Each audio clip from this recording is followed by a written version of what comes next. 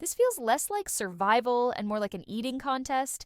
I mean, are they even surviving at this point? Out here in the forest, the hunters bring back more food than the team can handle, and it all turns into one tasty feast. Relax, no shoving. Everyone gets their share. Now, line up properly and let's dig in. In this episode, they head deep into the mangrove swamps of Borneo, Asia. That's right, a paradise overflowing with water and life. Everywhere you look, sneaky crabs. And on land, wild piglets running around like Peppa Pig's cousins. Drop these two clowns here, and it's basically an all-you-can-eat buffet. As always, the show gave them a bargain rental nuclear-powered speedboat.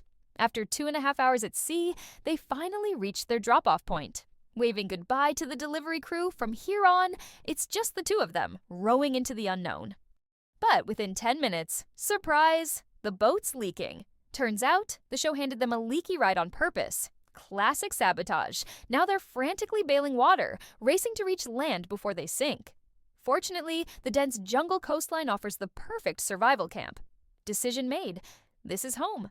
With heavy rain looming by nightfall, priority number 1 is a shelter.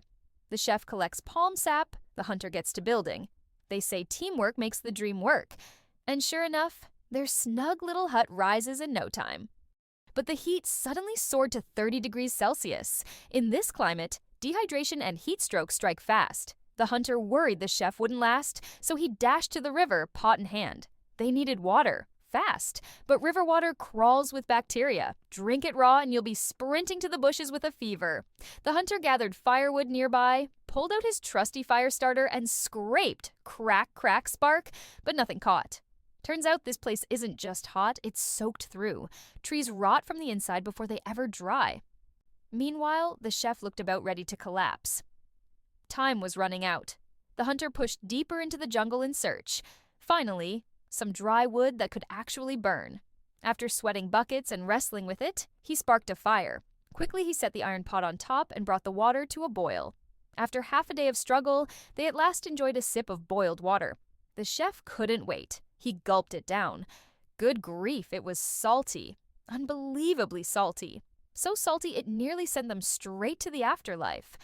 The hunter realized the rising tide must have forced seawater into the river.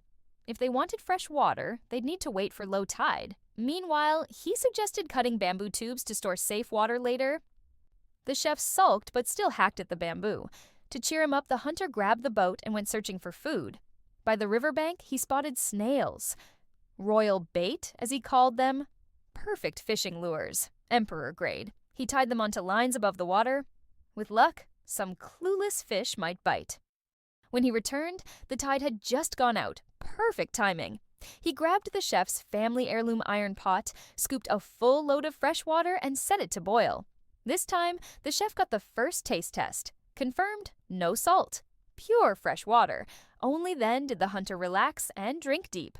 They stored the rest in bamboo tubes for later. Aside from that protein-free first day, things were looking up. The next morning came, and the two of them actually slept in until noon. The hunter rushed off with the iron pot, ready to check his fishing traps. But the chef, never one to trust him fully, headed out to forage on his own. And when it came to foraging, the chef never disappointed. Sure enough, after a short walk, he struck gold. Wild Southeast Asian herbs, a natural seasoning. Wild sorghum stems, premium cooking material. Perfect for fish soup. He tasted a stem on the spot. The flavor blew him away. Instant fan. Meanwhile, the hunter reached the river. Disaster. The boat was full of seawater again. He set down the iron pot, tilted the boat, and dumped the water out. But in the shuffle, the pot slipped right into the river. You'd expect him to panic, but no. He calmly kept bailing. By the time the boat was cleared, the pot had already floated 100 meters away. By the time he paddled out, it was gone without a trace. Well, they were doomed. That pot was half the chef's soul. If he found out, there'd be a storm of scolding for sure. The chef, meanwhile, was whistling back to camp, arms full of herbs and sorghum, dreaming of sorghum ginger fish soup to heal the hunter. They met at the riverbank. The chef, smug as a peacock, flashed his premium seasonings. The hunter stayed calm outside, but inside he was panicking hard. When the truth came out, the chef's face turned bright red with fury. That pot, an ancestral heirloom from his great-great-great-grandfather. On a normal day, fine. Buy another. But here in the wild, no pot means no cooking, no water, no life. Seeing the chef fume, the hunter quickly revealed today's catch, a solid catfish. "Keep your spirits up," he said. "Where there's a will, there's a way." And then, time for a little magic. He cut a thick bamboo tube, made a neat opening, and packed in the fish. Crushed wild sorghum stems for flavor, sealed it up, and set it over glowing coals. They waited in silence, noses full of aroma. At last, success. The fish came out tender, fresh, and bursting with flavor. The chef finally cracked a smile he hadn't shown in ages. Soon they'd licked the bamboo clean, not a crumb left. Full and feisty, the chef even poked the hunter with a fishbone. The new dish was tasty, sure, but one little fish won't fill two hungry stomachs. So the hunter grabbed his gear and set off to hunt nearby. Before long, he spotted signs in the undergrowth, clear traces of an animal passing through. Drawing on 2.5 years of bushcraft, he deduced the mud on those palm leaves came from a wild pig trotting past. A little farther on, scratch marks on a tree. Definitely a pig, giving itself a good scratch. He even calculated its height and weight on the spot. Roast suckling pig, hand-delivered to camp? Excited, he rushed back, chopped down several bamboo poles, and aligned the openings with precision. Piece by piece, he slotted the bamboo together, spending the entire afternoon on the build. At last, their wild boar cage stood finished, a handcrafted trap ready for action. Meanwhile, the chef wasn't idle. Hearing the hunter was after Peppa the pig, he decided to prepare as well. His mission, build a barbecue rack, because if they really caught it, they'd need a way to roast it right. After some serious weaving, he proudly finished a grill tough enough to hold 200 pounds of pork. Perfection unlocked. Together they hauled trap and bait to the pig's usual trail. A snail for bait. And if a boar stepped inside, the trigger would slam the gate shut. Perfect pig prison. By day 3, the two troublemakers skipped to the trap, grinning ear to ear. The chef was already dreaming up recipes for juicy wild pork. But when they saw the cage, both froze on the spot. The trap had triggered, but inside, nothing.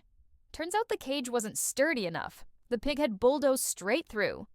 Trap fail and reality check. But hey, life goes on. The chef pointed to the river. Plenty of fish and shrimp in there, right? No pork, no problem. A seafood feast could still save the day. But actually catching them, that part was way beyond the chef's skill set. The hunter, spotting his chance, wasn't about to let it slide. He boasted, "I've been fishing since birth. Used my umbilical cord as fishing line, no joke. By age 3, I hauled fish barehanded. By 5, I could swim across the Yangtze. So making a shrimp trap? Piece of cake." He split some bamboo, bent it into shape, and soon had a flawless shrimp basket. To stop the tiny critters slipping through, he wrapped it snug with a mosquito net. For bait? Half a fish head from yesterday's meal, tightly packed inside the chef's 2-year unwashed socks. A stink no shrimp could resist. They tossed the trap into the river. Seafood on the menu, or not. Everything depended on this. Time flowed like water. Hunger blurred the days. And just like that, it was the 4th day. The hunter went to check the trap, half hoping, half dreading. Then he saw it, a dark, wriggling heap inside. Success! Palm-sized giant river prawns packed full. The two of them leapt for joy. At last, a real protein feast. Back at camp, to fully unleash the chef's 5-star skills, they split the tasks. The hunter built up the fire, while the chef went to forage for lobster-level seasonings. He quickly scored more wild sorghum stems. Then, jackpot?